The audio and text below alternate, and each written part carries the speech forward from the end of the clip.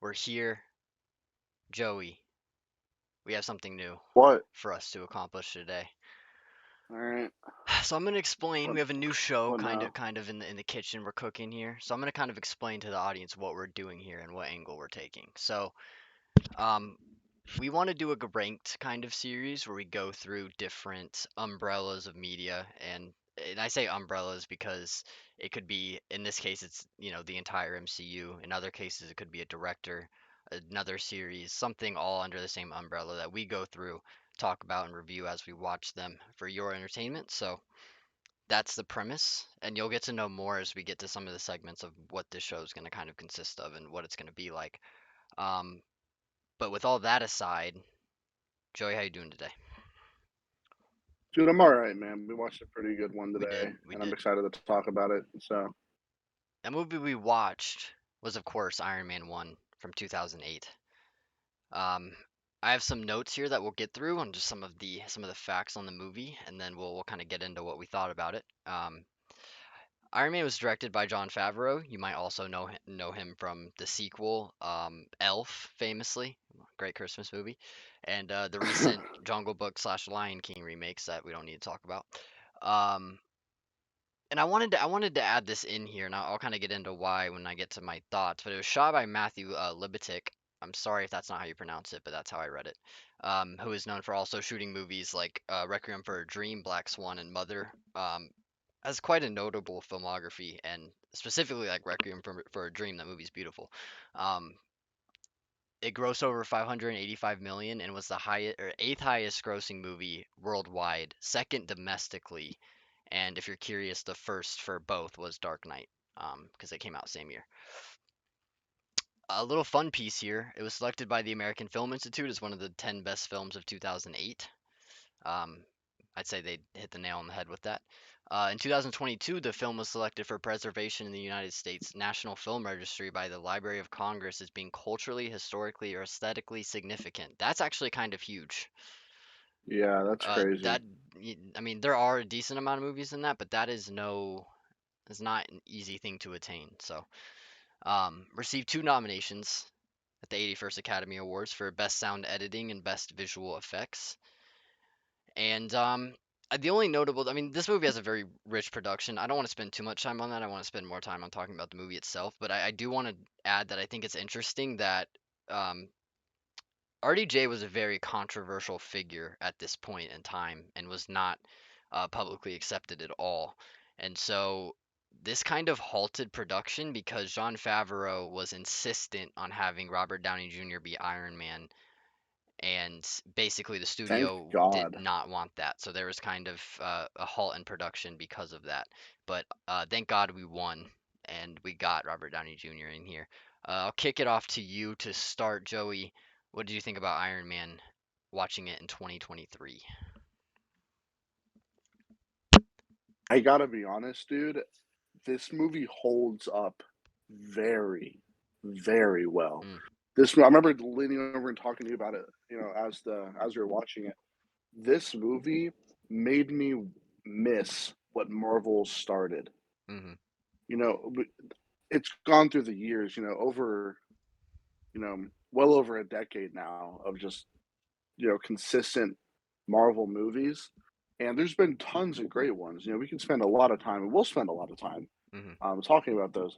But as we've traversed, the borders of the galaxy and met tons of new characters, seeing where it started keeps you grounded, and it started so well, and it makes me really miss that street level, you know, like no, like not a lot of CG, just at home, you know, conflict. It was so good. The whole thing was just so good. And It's kind of jarring watching this movie, knowing the context of, how far we are into the MCU at this point, oh because yeah, it's just gotten absolutely. so far away from what this is. And I think that's partly what makes this one in particular kind of special, is like this is the most humble movie Marvel has ever put out. And obviously there's a reason for that. MCU, I should say. But there is a reason for that. Obviously, this is the first one, so this one had everything to prove. And Marvel wasn't really on steady Right. ground when this came out. Like this, they kind of needed this to hit, and it did. And Absolutely. you Yeah. can kind of feel that sense of urgency within the movie. Like they really went hard here. Like, and it's sad because I don't want to get too far ahead of myself in the future of the MCU, but this movie in particular is just very smart in a way that most of these movies aren't. And it's very intentional and calculated. I think we both had it written in our notes, but I think the first two acts specifically have phenomenal pacing and editing to add on Oh top of yeah, that to help with that. absolutely. Um, the way that this film's structured, and specifically the first two acts, I have issues with the third that I'll get into in a minute, but it is so snappy and smart. I love how the movie starts with him in the military truck, and obviously, an altercation happens there. We get that great shot before the opening credits, and then after that we're get a flashback to before that and leading up to that, and where you get to really you see and understand so much about Tony just at that point alone, just by seeing him interact and seeing him.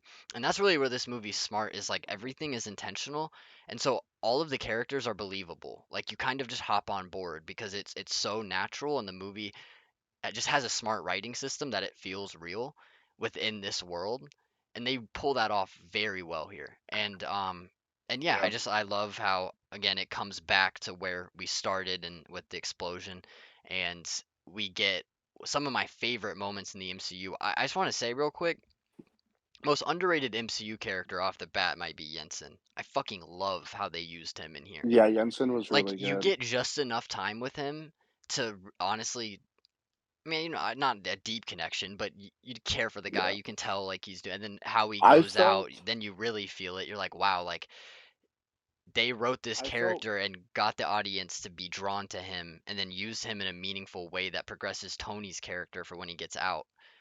And I don't know, yeah, I love that dynamic. I felt more about Jensen than I did about a lot of other characters in the MCU. I'm not gonna lie. Right. They did much more with his character This in movie such just a doesn't short dick period of around. time. Yeah. Yeah, Like, they did more with his character in such a short time than they did the entirety of a couple other movies, and it was really impressive. Like another thing that I want to say is that the the dialogue isn't forced with like jokes and right. one But it's liners. still funny. It's natural. It's fun. Yeah, it's naturally funny, and it's. I like to listen to the conversation of the characters. Right, just like Tony and the Reporter is one of my favorite scenes. Yeah, Like it's just the quick wit, and it's like it just feels so real in a way that these movies have gone towards it being like you can tell these are just writers talking to the audience. This movie doesn't feel like that. This movie feels like it knows what these characters are, and they're very self-realized. So it all comes together very, very fucking well. I agree. Just a lot of like little quips, like little bits of dialogue, just really smart, clever, witty, yeah, and it makes the interactions, I agree, just fun to watch. And that's not something I can say for a lot of these, so big props to it for that. Um, I do want to say, like I said, for the most part, I think this movie's great. I love the tone that this has. This movie's not far up its own ass like a lot of Marvel movies are, which I love. So it kind of it feels grounded and real. If I do have one major criticism with the movie, it's that I'm not a fan of a lot of what they do in the third act. I think the conflict is kind of rushed, and they make Obadiah Stane almost like comically villainous out of nowhere. Like you understand his disdain for Tony in a sense, but in what world does he become the type of guy to just pick up a car full of a family in it to try and hit like y- it's just it's a little over the top in a movie that's so yeah, grounded and so believable up until that point. It's a little jarring to have a third act that has this much CG and kind of just tropey nonsense. It's like it's kind of disappointing in a way that they ended on that note. However, I love the final line, the I am Iron Man. People have to realize how significant that was because, this is a world where the only movies in the mainstream superhero really before this that had any kind of shine were Batman Begins and the Spider-Man movies. And those movies and both of them, right? Like that's a big thing to hold their identity back. That's almost like a part of the superhero to the general audience. So to have that scene where he's like, "Nope, I'm him." It makes so much sense for his character and and it was just again at the time something that was so different, something that hadn't really been done before. Um but yeah, Joey, Um, I want to ask you because I don't know how much you I'm sure obviously you by now picked up on it, but one of the things I really love, and I want to see if you agree here, is like this, it's not the deepest plot in the world, but I do like some of the themes that they're exploring here, specifically with weapons and Tony's arc that he gets. I leaned over to you halfway through. I was like, it's crazy. Tony goes through an entire character arc in like the first half of the movie. And you see that obviously with him coming back and wanting to disband the weapons. And there's a specific line in the movie. I think I have it somewhere here, where he says, "I don't want my body count to be our only legacy." When he's talking to Obadiah after his public outbreak of saying that he wanted to discontinue the weapons. But um, I like this angle a lot. It's something that's interesting that also intertwines with the character. And again, I think we kind of maybe even at the time like took for granted how serious and down to earth these movies can be. So I wanted to know kind of your thoughts on some of the themes they were playing with here in the story. um, well, okay, you gave me a lot in that span of time to talk about. Um, First, or what you said earlier about Obadiah's character, Hmm. when you were talking about how he it was jarring how he went from, just like a businessman, working with Tony, all the way to the very end in that third act to being a guy who's going to pick up a family in a car and, throw him off a bridge or whatever, throw him Yeah, at and Tony and he kill like him. knocks a dude off a bike at one point, just like slings some motherfucker. Like it's And just a little. I'll tell you why I think that makes sense. It's because I feel like he already knew at that time he was screwed. There was no coming back, I get it, but and it doesn't make it sense was for the all character that they were building up before that point. Like it felt like he turned into a crazy villain because the movie needed him to, not because it really made sense for him to. Like I see what you're saying, but it's like I just it's not I don't know. It's not believable to I me. don't know. I just think I I think this think it movie would kind have of done can better be. with a little bit more of a subtle ending than just going the traditional third act huge fight CGI route. It just I again in a mean, movie that's so grounded and like otherwise not tropey and doing a good job of establishing itself, I think it kind of caves to a third act problem that we'll see Marvel continue to have down the line. well, it's not fair to. I don't think it's fair to call it like the a traditionally third act thing when this thing, when this movie was really the one that started the MCU, and I think this movie did do a good job with that in that aspect. I'm not saying it's perfect, and like You don't it's think like that the final third act. fight There's is nothing like wrong with it. severely less interesting than the rest of the movie? I don't. I'm not saying it's. I'm not saying it's just as interesting, but I didn't think it wasn't uninteresting. I thought it was cool because like when you see Obadiah's character slowly and slowly, go into this more like maniacal kind of like See, but guy who that's my wants to issue. take full That's my issue control. with this movie is I don't think they showed enough of that. And I was gonna say I feel like watching it again, I realize I almost wish it was longer and they put Obadiah in it a little more so you kind because again that's why the turn is so jarring to me is because I feel like it just happened so quickly. Where it's like I feel like if we got just a couple more scenes of like escalating tension between Obadiah and Tony, it might have been a little more justified. I just feel No, like yeah, it kind of rushed I to the I, end. Like it just I felt a little like agree. like if Yeah, they just had a little bit more time to build that out, I think then it would have worked maybe a lot better for me. But yeah, I think that's fine. I'm just saying that I think that the way that they chose to take the route of his character was fine. I think maybe it was a little quick, but when you take a character, like Obadiah, who has been around for a long time, worked with Tony's father, has known Tony for a long time, he wanted to take that control, so he was going to do whatever it took to get that control. And when his plans came crumbling down around him, he said, "You know what? Screw this. I'm going to go out with a bang." And he made that suit was going to kill Tony. Tony came back, and that's when all hell broke loose. He went crazy and was like, "Screw this," and then just went on that rampage in the Ironmonger suit. Yeah, I mean, It does make some sense. right? No, I think like the again, I I do think really it could have been a little bit slower. You know what I mean? They could have took their time a little bit developing yeah, it. that's my biggest issue is like it felt like we skipped a step Yeah, in his I mean turn. it's So okay. it was just like I it was don't like think oh it my was god. that bad though. But no, I don't. Again, I'm not trying to say it's bad, but I'm not. I know. I got I'm to just saying criticize it where I feel like it should. that's fair. But I do want to shout out the movie though, because it did a lot that I noticed this time watching it. I used a word before about it being intentional, and I like how the pacing's quick, but it's not so quick that it's like not showing you enough about what's going on in the plot. A lot of superhero movies have this issue. This movie does a really good job of letting its moments breathe and truly like showing you what's going on. Because like there's a lot of movies where like if this movie were to come out today, I could see a world where they just skip the scene with Obadiah going to get the suit and he just has it and you're like okay, I guess he got it. Yeah, And then like them discovering it, like they do a good job of really showing you a lot about these not only the characters but the plot as well to make it like okay so that's how this happened. Like there wasn't a lot of like open threads that were just I guess to be interpreted that or conveniences I guess, which I really appreciated. Like this movie again, it's like it goes back to what I said before, but it feels like a desperation act of like this has to work. Like it felt like the effort really went into this of making it good. Because at the time, this movie wasn't just gonna sell based off of its name. Nobody knew who the fuck Iron Man was at this point, for the most part, yeah, outside of like hardcore comic fans. He wasn't even one of the main Marvel characters at the time. Like X-Men and Spider-Man were way, way, way, way, way more popular than Iron Man was.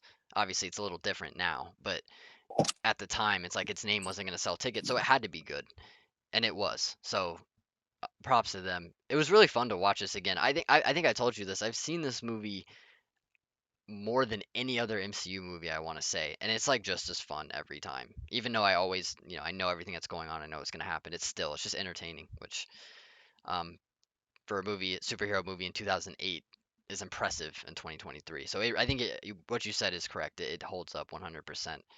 Um yeah. were there any problems that you had or anything you wanted to bring up in terms of criticism? Um, I think there was a couple. Looking here at my notes, um, I think that let me get a look here. Um,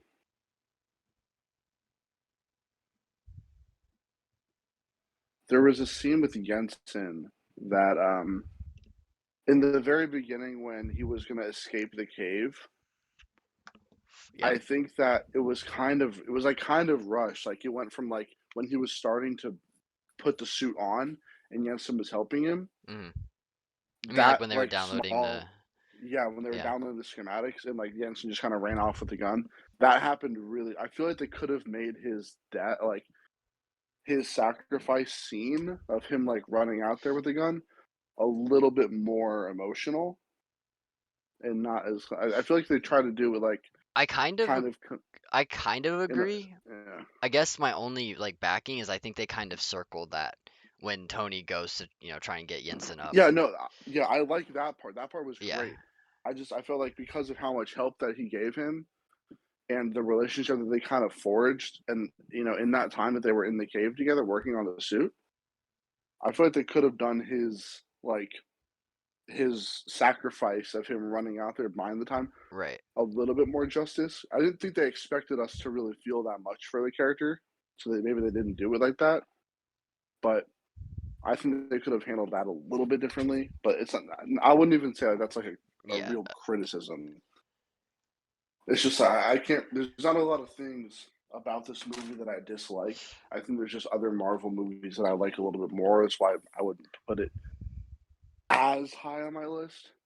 But that's the Yeah, beauty of this movie, though. Like, there's so many good things about it, it and kind of it really does it's like hard. It's hard to talk down on it. right. It really does kind of like relish in its simplicity to a point that it's hard to criticize it because I just think it's pretty great. Again, my only I guess big critique is just I think the third act could have been handled a lot better. That's really my biggest issue with this. I will say, I want to talk about some of our favorite parts because there's so many that I have written down here. But I just want to say that, or I guess give the movie credit, that it manages to have like some of its best parts be different kind of moments where like I think there's parts of this that are genuinely badass, and like that's hard for me to say, especially at this point. Um, there are also scenes that are just hilarious and kind of creative. Like specifically the where he's doing the test recordings with his suit. Like those are just great scenes, just great world building. They were genuinely funny. A lot of its comedy obviously is in its writing and its wit that we talked about a little bit earlier. And then there's also some genuine like points of sorrow here as well. Obviously with Jensen, and they also show the refugee altercation before Iron Man shows up, which has my favorite action scene in the movie follow right after, and probably the best shot of the movie where he blows up the tank and he's walking towards the camera. Beautiful. Oh yeah, Um, but yeah, it's like there's so many scenes that nail what they're going for and they accomplish different things. So I think it comes together. The connective tissue of this is just generally strong because it does so many things pretty well. And there are a lot of memorable points. Another one, obviously, my turn in the Mark One suit, and then the flamethrower. I mean, it's great. Um, yeah, it's perfectly not taking itself too seriously, but not trying to be corny either. And it strikes a perfect middle ground that we've seen it be really hard to nail, and it does it effortlessly. So yeah, talk to me about. I want to hear like one of you, like some of your favorite scenes of the movie or parts that stuck out to you. um, one that comes off the top of my head easily is when Obadiah had the confrontation with Pepper when she was downloading Yeah, the schematics off of his laptop the or tension. Yep. his desktop. The tension was you could literally feel it was tangible. And the dialogue, the word choices that they used were really, really well. I remember, he walks in the room slowly. Pepper, it was like a shock, I mean, like a Yeah, she jump hides scare a to her. little the flash drive. Yeah, She put something over like it. she hides. He's walking slowly around because he kind of knows what's going on, but he doesn't want to cause a scene. He walks around the side of the table when he's talking to her. He says the one word choice that he said, "I know what you're going through." And I love that word choice because it's a double meaning. Because one, it could mean he knows what she's looking through physically Hmm. on his computer, and two, it could mean that he knows what she's going through via, um, you know, emotion with Tony coming What's back, going on with and Tony? dealing Yeah. with all the work that she's been doing behind the scenes and yada yada. I think that's really, really well done on the writing side, and the way that Obadiah was able to like kind of portray this like maniacal kind of villain in that scene was so well done. Like I actually felt like, damn, that like this guy's actually like he's about it. You know what I mean? Like he's ready to like fuck some shit up.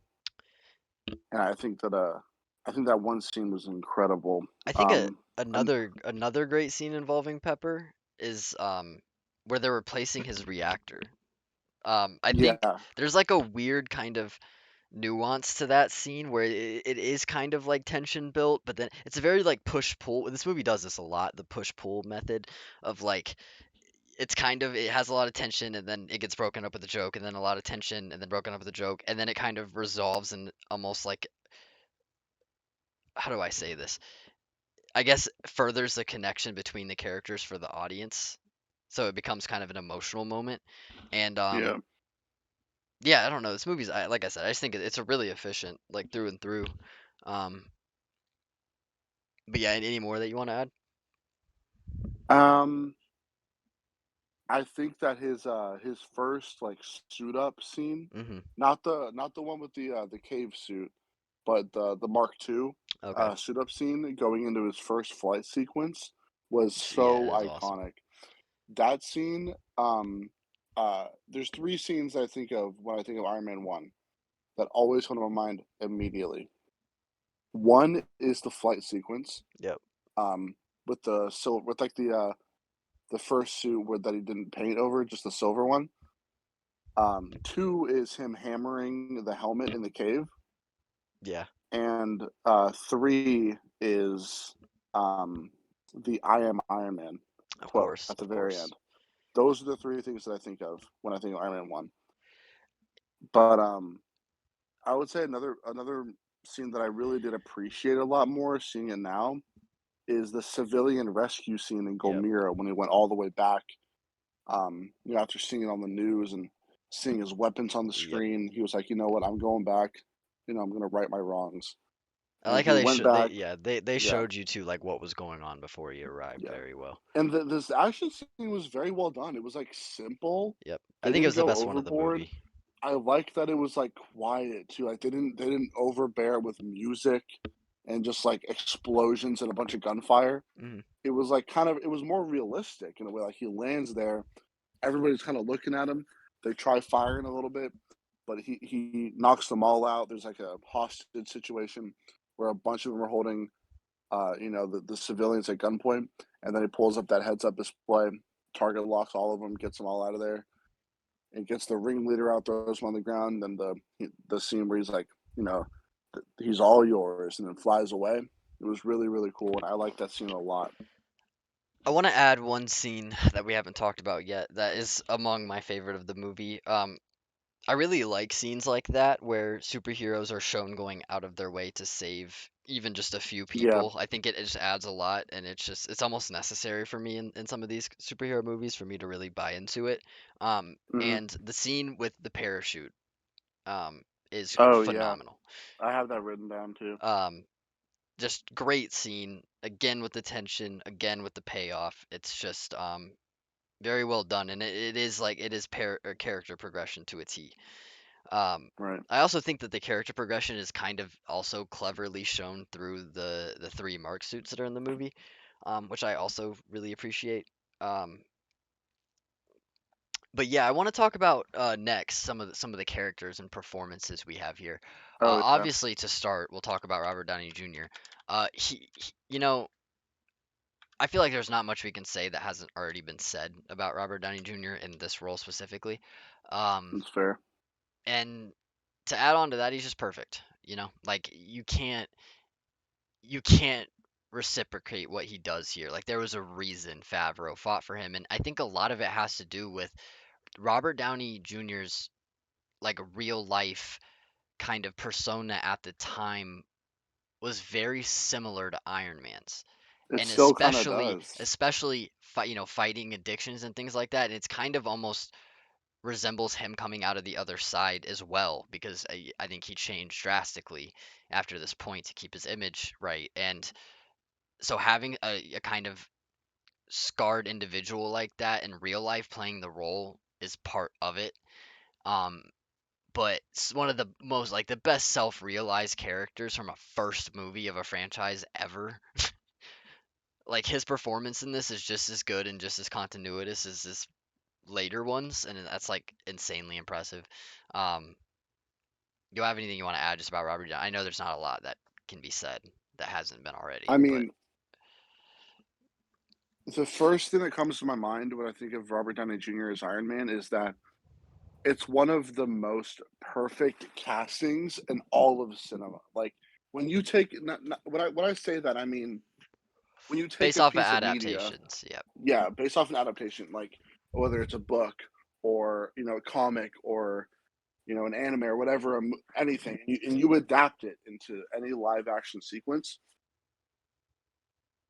Robert Downey Jr. as Iron Man, as Tony Stark, is arguably the best adaptation ever.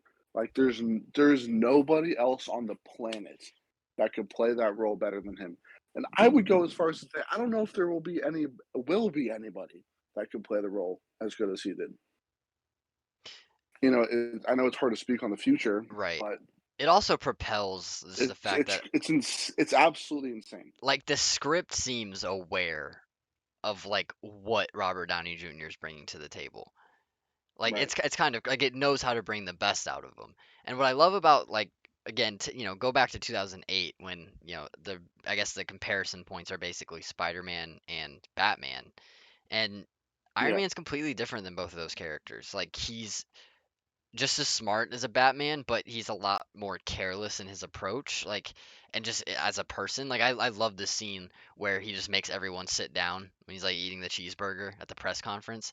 It just shows that, like, especially from like as somebody who's gone through like a traumatic accident, like there is a sense of coming out on the other side and almost like understanding how much none of this shit even matters. And it felt like he hit that point, and that was something like I could relate to. So I love that little touch of him just making everyone sit down. Like it's goofy, but it kind of can show tragedy in a way of what he came out of and just the overall approach he has. He's lucky to be alive at that point.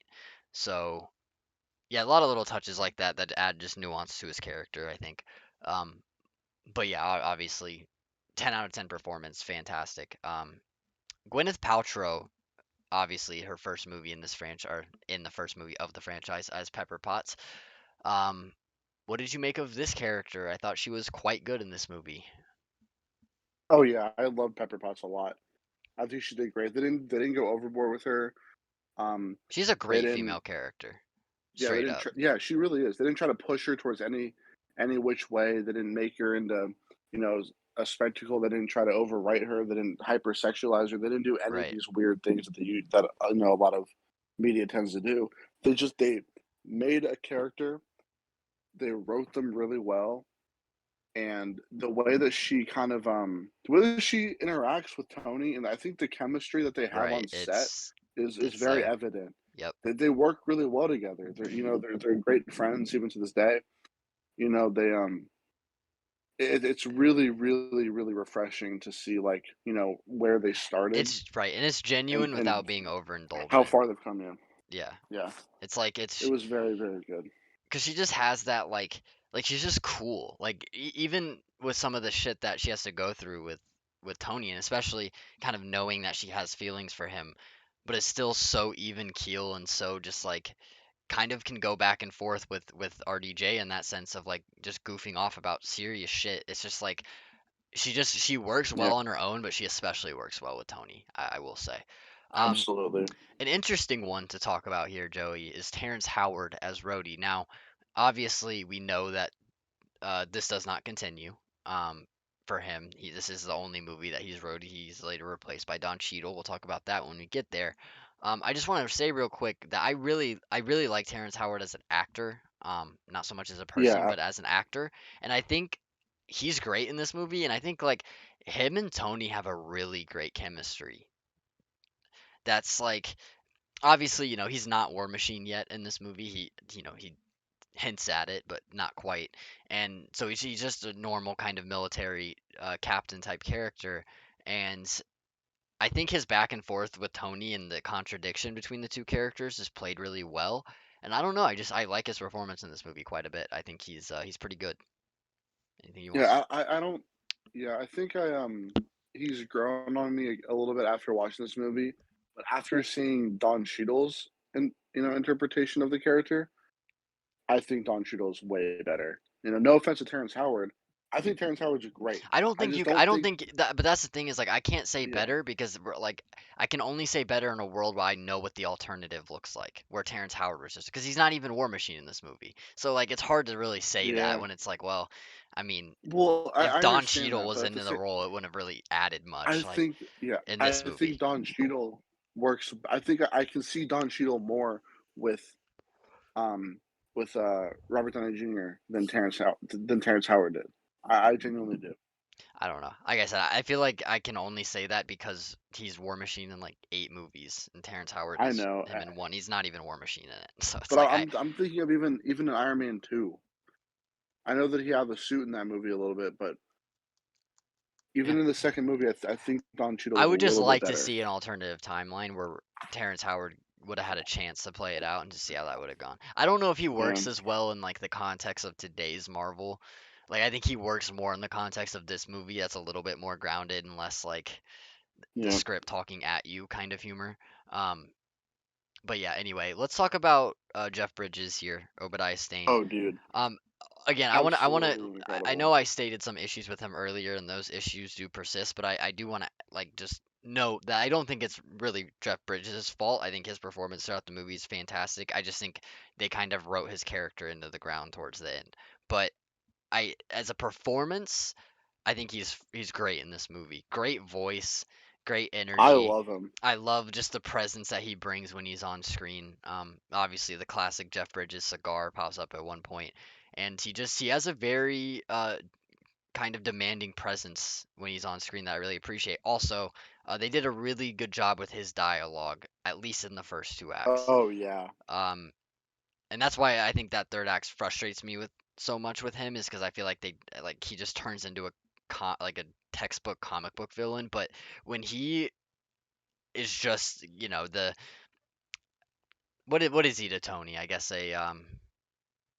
he's a business partner, yeah, like a but also kind of mentor like a talking slash head business for him partner. in a lot of instances, like when he has Yeah. to go speak for him at the award. But Mhm. when he those scenes like that where he's not the villain yet, I think that there's like a lot of nuance to his character that I really like.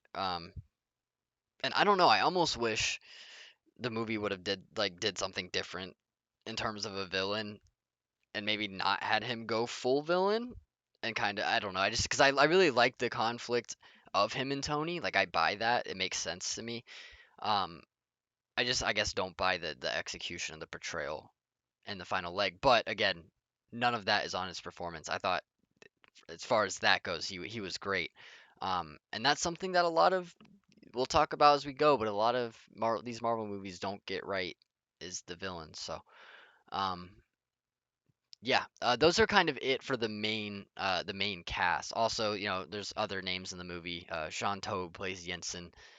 Paul Bettany as Jarvis, of course, is in here. Jon Favreau, the director, Happy as we all know him, is also in here as well. Briefly, not really much to add. Agent Coulson pops up here and there, but I think those four are the main characters. Also, Leslie Bibb plays Christine Everhart, um, who of course is a reporter in the movie that plays, I guess, a somewhat minor role here. But yeah, anything you want to add on any of the other characters, or do you think we kind of covered the bases? I think we covered it pretty well, man. Yeah, Like I think Obadiah Stane is one of the most underrated villains. When people think of MCU villains, I think people don't go as far back to Iron Man 1 when they think about him, you know? I don't Even either, even but I think the only reason that is because I just like him more when he's not a villain. yeah, I guess I don't know. I think he was great all around. I really do. I don't know. It sounds like I know that third act worked for you a little bit more than it did for me. Maybe I think that's just yeah. it. Because It I doesn't like ruin I his said, character though. I I don't want to say I don't know. I It just wasn't that I bad. don't like the turn it took, but great performance nonetheless, and a lot of great moments throughout the movie. So I'll give him that. Um, so that's it for characters. Joey, we have a segment that we do on the other show that I want to kind of introduce here. I'm gonna read you three reviews of the movie written by just random ass people, and we're just gonna talk about them. So let me get them pulled up real Oh boy. quick.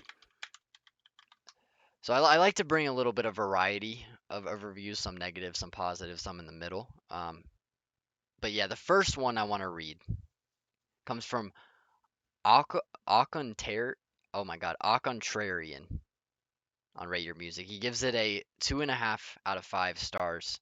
He says, it probably shouldn't be surprising that the first film in the MCU would turn its back on the deliberately provocative nature of the origin comic. Stan Lee famously wanted Tony Stark to be a kick in the nuts to the comic reading public of the late 60s, early 70s, so his crack take on the zillionaire playboy by day, superhero by night trope was made to make his hero a scion of the military industrial complex, and then see if he could still wean over the tween and teen comics buying public.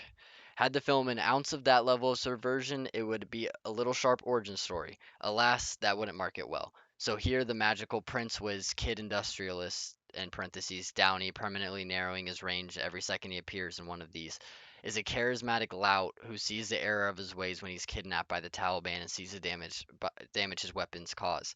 The cynicism here is perfectly exemplified by the fact that he only recognizes his mistakes when he sees the baddies using guarded crates of his weapons and not when the US plasters wartization. I've never seen that word before. With the same ordinance, a grown facepalm. But hey, Downey is a plausible charmer asshole who can come out of age 2 or 3 generations too late for the overlapping screwball screenplays he was born to play on screen.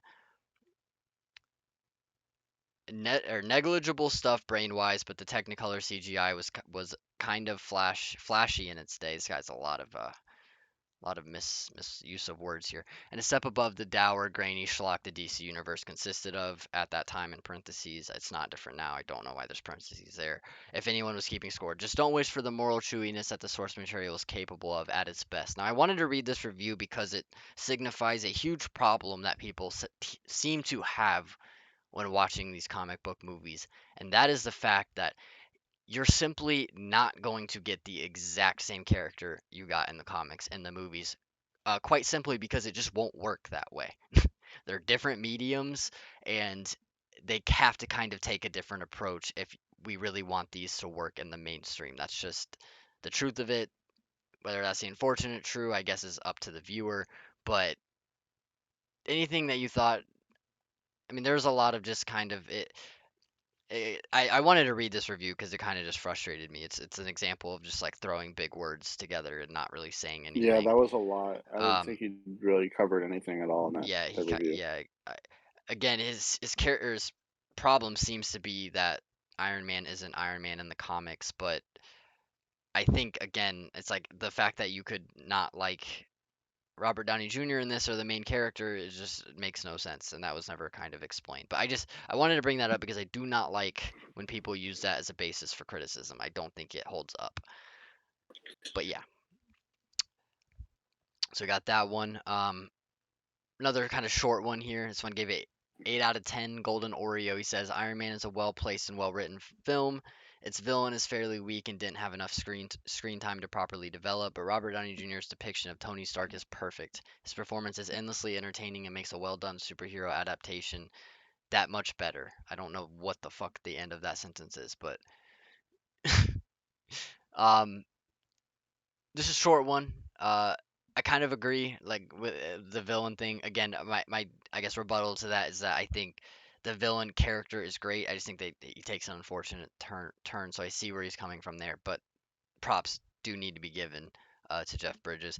And then this Devil the Robot here gave it a 5 out of 5 stars, and in the little header says one of the most important films of the 2000s. He says, yes, you read the title correctly. This movie is one of the most important film of the 2000s. Without it, the MCU would have probably failed. The rest of Phase 1 is pretty mid, leaning bad. Iron Man, on the other hand, is actually really good.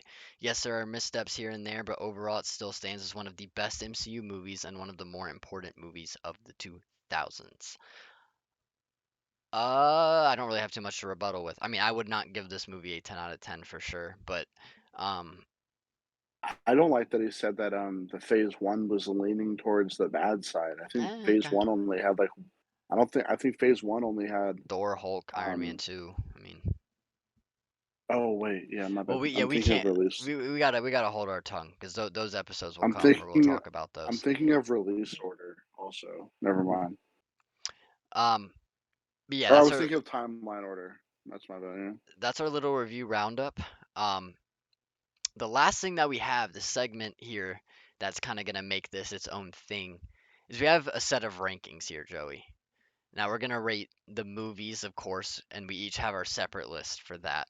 Everything else we're gonna have to agree, and then if we don't agree, it's gonna have to come down to a coin flip or something. But we're gonna review, or sorry, rank rather, the Stan Lee cameos and the villains.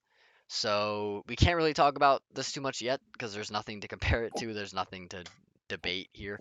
Um, but that's kind of what's gonna make this show interesting because there's a lot of MCU movies, and I'm sure we'll have differing opinions on some. That'll make this kind of interesting. Um, but yeah, I think is there anything that you want to add before we go?